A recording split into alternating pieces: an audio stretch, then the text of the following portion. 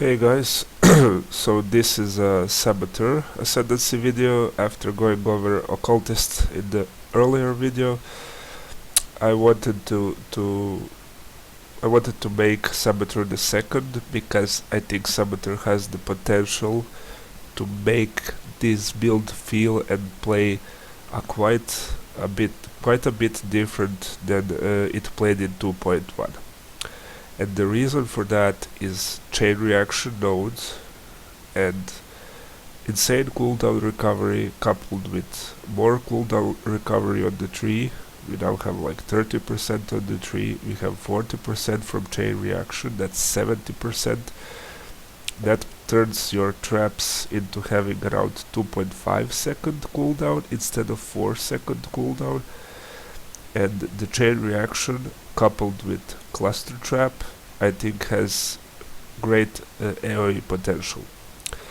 What cluster trap plus chain reaction might offer us is to completely replace the need from Ambinos proliferation.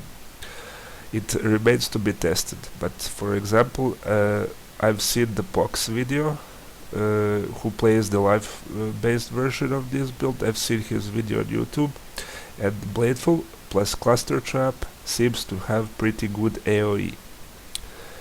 And that means we would no longer need to proliferate to nearby enemies to reach that good AoE, to reach that good clear speed and good coverage.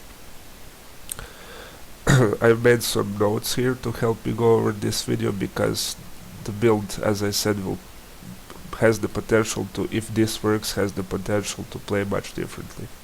I will be definitely rolling a Saboteur as my second build after my starter build in the new league, just because I'm kinda tired of playing the same build. I've played the build to level 95, almost 96, I stopped around 70 to 80%. I just couldn't do it anymore because maps give you 1 to 2% XP and I was just burned out. So I really want to try to go Saboteur because I really want to try to see if the cluster trap plus chain reaction is worth it and to see how the build will perform. Another thing that Saboteur offers due to insane cooldown recovery is I think it will be the build to farm Uber at 0 with. Over 5 seconds you will be able to spam 5 traps. With my calculations, if it turns out to be right, you will be able to spam around 5 traps. That is just huge. And even if we have to swap in conk effect and then maybe instead of a cluster trap void manipulation, just the cooldown recovery is going to give us insane damage for these static bosses that have animations, spawn animations like Atziri has on her split phases and the Vals have, and it's going to give us just absolutely massive boss killing potential, even more potential that it had before. And the nerf, 25% nerf to the damage, is going to be basically meaningless if you can spam more traps. The cooldown recovery plus cluster trap plus chain reaction basically allows you to also throw more traps while mapping and therefore reduce the need for proliferation because you can just manually cover more space than you could before, and that's the main reason why I think this might work and be good. The rest of the setup is going to be pretty much the same, except because of all the cooldown extra cooldown reduction and chain reaction we're going to get, I will totally phase bear trap out of the build because I just don't think it's worth it. It's just another mana cost that's not necessary.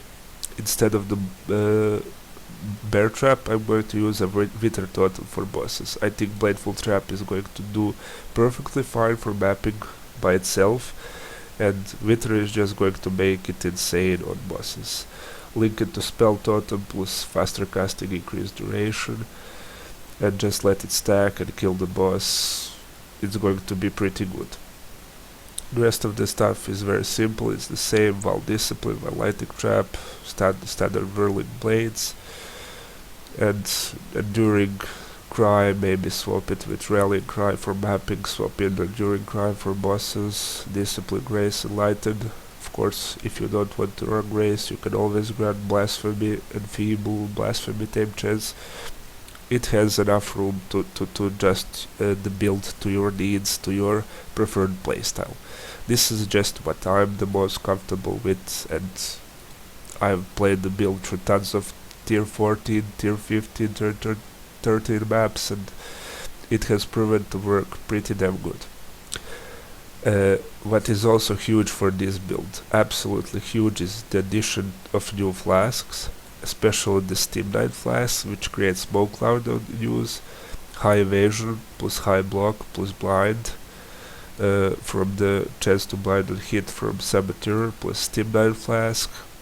You might not even need the region from Minos to be comfortable, and I definitely not gonna spend like million points to spec into Zealot's Oath and invest into Life region. I'm going to try it without, and just rely on having a very low chance to get hit at all. It's basically going to be a much higher skill cap build, and the most importantly, I think, is going to be much more expensive build than Occultist. If you want to play this build on a budget, you just want to try it, you want to enjoy the playstyle of it, because I think coupled with the Farm Store Prolive build, this is the strongest. I think it's a contender to be the strongest trap build at the moment. We might see that change with the introduction of new mechanics, but right now I believe it to be the contender for the strongest build. So if you want to play a strong trap build, I would spec into Occultist, because it has much lower gear threshold because of all the region and the energy shield recharge tricks it offers. But Saboteur is going to be infinitely smoother to play, and will definitely have a much higher damage potential, especially for bosses. If you can spare only a couple of exalts, just want to try the build, go with the Occultist. If you are able to invest around 15 to 20 exalts and min-max the build, I think Saboteur is going to be your choice. Yeah, so the flask, Steam 9 is a nice flask. The new Basalt flask that's basically stronger than the nerfed Taste of Hate is also going to be great. Ruby's is also hasn't been touched, is going to be great. One change I'm going to think it's going to happen is you're pretty much wanna run Mana Flask right now, because you have too much cooldown recovery, too much trap throwing speed to sustain without Mana Flask. I think investing into Mana Region nodes and Mana Regional gear is too costly compared to what other nodes and other affixes or gear can offer you, and just replacing one flask with Mana Flask is going to be good. You can also run a Tears Promise somewhere in there, maybe replace Basalt Flask with a Tears Promise for easy maps, maybe even replace Jade Flask of Evasion, or if this node that creates Smoke Cloud when hit and 10% chance to blind, if this proves to be reliable enough, you might not even need the Steam 9 Flask, and you could just throw in a Tear Flask for more damage. It remains to be seen. I will need to test it, adjust the min-max flask, but definitely for easy maps, a Tear Flask, you're gonna be able to run it no problem. So this build is not gonna use Minos, and therefore it doesn't have to use Sound Bounce, but you would still want to corrupt your gloves for curse on hit vulnerability, because it's just the most consistent way of applying the curse. And wasting a blasphemy slot on self-casting vulnerability is going to be pure AIDS, and I would not recommend it to anyone. What other gloves that are very cheap to buy and can be mass corrupted are Dodder's Tenure. They give you up to 50%, 40 to 50% spell damage. Since Bladefall is a spell, it also affects Bladefall. You could buy those in mass, just corrupt them. they're pretty nice gloves, and I think this might even be my preferred option how to get cursor hit if I don't want to spend like 50 exiles corrupting various gloves and breaking them all the time. But yeah, the Other's Tenure, quite a good option to get that cursor hit vulnerability. Without it you could use a spell totem instead. Maybe drop a Wither totem, use spell totem with vulnerability, because it's probably going to be a better option. I don't know, maybe even use both and swap them when necessary. That's about it. As much as the gear goes, you still want to add Series Splendor, because right now you only have one blue socket here because of the cluster trap. So you will definitely need a Series Splendor, because getting 5 green on a Val Regalia is going to be near impossible, especially early in the league. And the rest of your gear is pretty much unchanged. I would definitely, since sadly there are no more talismans, so there's no potential to get that insane talisman like I had, for example, last league, that gives you a ton of global defenses, ton of damage that double dips. Eye of Chayula is going to pretty much be a no-brainer. And yeah, it's going to remove your block animation, it's going to make you immune to stuns, and it can be mass corrupted for a lot of good benefits. Like, I think I'm going to personally aim for a block corruption, but if you want to, you can spec into attack speed for faster whirling, just basically whatever feels the most comfortable for you. But I'm definitely going to go for that block corruption. For extra 4% chance to block is going to bring us very close to being block capped, which is pretty good. Some other notes about Saboteur. And this build is, if you want to start this build in a new league, how would you level with it? I personally would level with Fire Trap and Lightning Trap, taking elemental nodes, and Saboteur, going this way, some cooldown recovery on traps, and just rushing for clever construction and high explosives. I would level with this and proceed to take life nodes, travel down here, get these trap nodes. This is about the time where you probably have enough currency to afford the Deer Stalker boots. I would definitely not respec into Bladefall without the Deer Stalker boots. What you could do after that is just slowly start taking these nodes, and just as you take them, you use your passive points that you got from the quests for free, basically, to respec slowly out of the elemental damage nodes, and by the level 40 to 50 you're probably gonna be completely respecing your starting points, and that's going to be pretty good. You can continue leveling with Bladefall.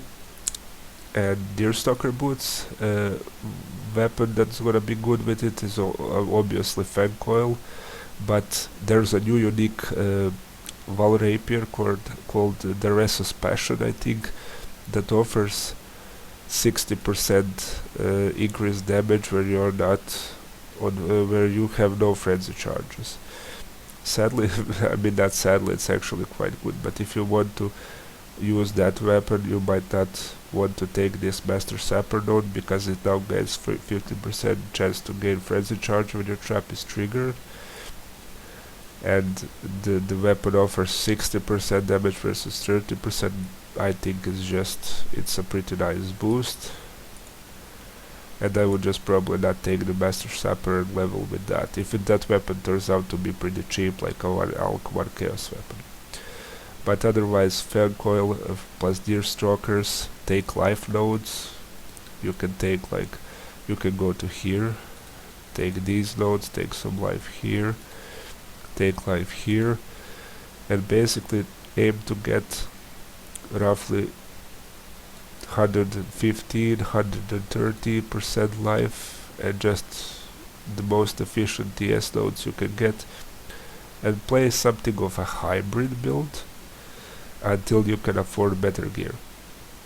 You can also take these notes here. So let's say 82 points, this is around level 65, so you can spec into more damage here, and don't want to spec into acrobatics because it's going to reduce your ES, and you have quite a lot of it.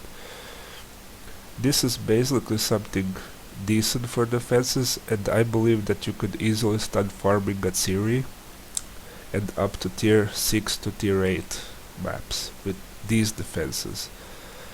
And you can just spec into more damage, take some damage nodes here, and drop the high explosives because you don't need them anymore. Yeah, this looks pretty solid. You could use this as your starting point and just either farm at Siri, or rush and farm maps, or farm for sacrifice fragments and sell them. I don't know, maybe these new Perandus chests are gonna be farmable, you can make currency off of them. You basically want to get currency, enough currency to get yourself a decent filing ES chest, like at least 500, and just get as much ES gear for a couple of chaos as you can. After that you would spec into CI, continue farming, continue rushing maps, and basically acquiring more gear as you gain more currency. This build has pretty good clear speed. At level 95 I was hitting almost 30 million XP per hour, doing mostly tier 11 to tier 13 maps. That is a pretty high clear speed for trapper build. That's like actually comparable with the ladder pushing builds in clear speed. So you're going to be able to make currency pretty damn fast, because early in the league everything sells for a lot. Good items sell for even more. Exalts are cheap, you want to buy as much exalts as you can early on. Last league, just playing this build, just not even focusing on Uber at Siri, or farm maybe 6 to 7 times that I did Uber at Siri. Didn't even farm her that much. I made like something like 50 to 60 exalts that I later invested into unique talismans and good rare talismans, because I was expecting them not to be introduced in the game, and it turned out to be pretty good investment. So you basically just want to slowly spec into CI as you can, acquire better gear, invest even more. Endgame gear is going to be something like 6 link splendor, decent 3 to 4x shield, decent 2 to 3x hubris circlet, good rings. You're looking for something like total of 20 exalts to deck out this build really good and be able to farm Uber at Siri consistently. That's about as much for a Saboteur class, and see you guys, and I hope you still play the build. I hope you still like it. If you have any notes, if you have any suggestions or observations, you can just post in the build anytime you want. I read it regularly, I try to respond to everyone, I try to explain my opinions as best as I can, make it clear, so even people with no experience with these kind of builds, with CI builds or trapper builds, can have clear picture of what makes the build good and what makes the build tick.